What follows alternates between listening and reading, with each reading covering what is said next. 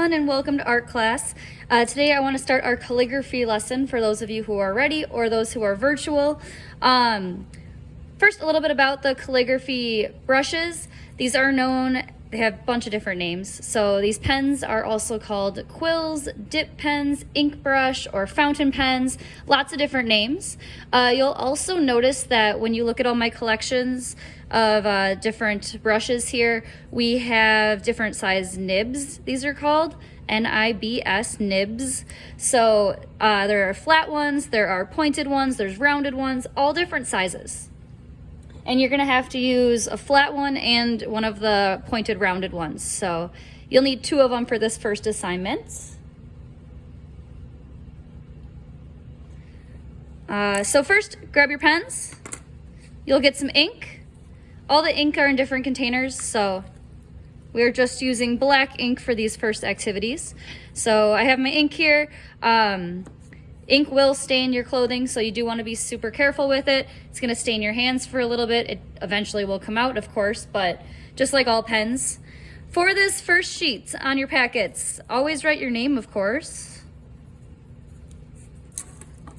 You may also want to tear this off right away. Both sheets will take a little bit of a time to dry just because it is ink. So you can tear the second one off. It's a two-part assignment using different pens.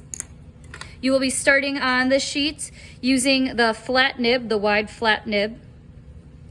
You should always hold your calligraphy pen so that this curve is facing the paper, never facing outward. If it's facing outward, that ink will splash at you.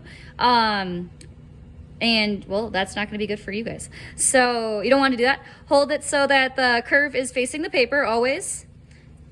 And you just start by dipping your pen in. You can practice too, so you could have a scrap piece of paper to practice on before you actually try. Practice just using the pens. You could do it on the side of your paper as well. You can kind of get a feel for how long the ink will stay in your pen. Usually the first dip, the ink doesn't like stay too long. But like I said, scrap paper or something else too if you want, if you need more room. Whatever you need. So let's get started. I love this sheet first because it tells you how many strokes you will need for each letter. It shows you the direction, there's little arrows of how the stroke should be moved, and then it shows you the completed letter all put together. So for our undercase or lowercase a, we have 3 different strokes with our pens here that we should be making. And I think it's really important to note that with calligraphy, even though we see a lot of people writing super fast, it does start off as like 1 stroke, 2 strokes, 3 strokes per letter. So it's not something that's done super fast, even though that's probably how you've seen it before. So start with doing this whole alphabet here. Just like they have it. So make an A. You can make more than one, so if you mess up, feel free to do an extra A. There's quite a bit of room.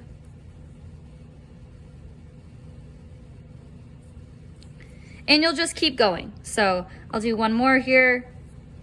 Let's jump down maybe to a harder one.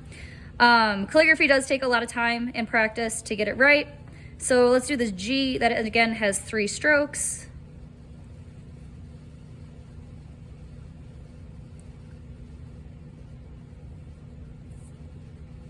And actually you could probably make this one 4 strokes. I'm going to make it look neater, but. So you'll do all the letters once on this worksheet.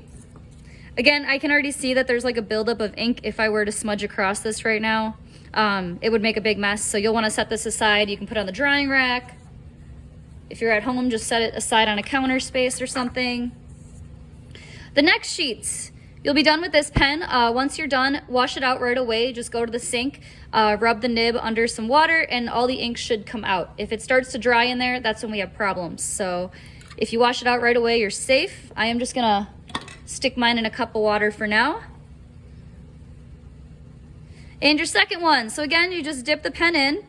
This has a much smaller tip. And I know not all the letters are on here. It's not a complete alphabet. I couldn't fit them all on one page, and I'm not making you do more than that. So for this one, it's a little bit different. just in the fact that the style of the letters is different and these nibs are a lot smaller. Personally, I really like the flat nibs better, but this one almost looks more like cursive. And I do think the other one's better because that sheet tells you how many strokes. This one would be your second sheet.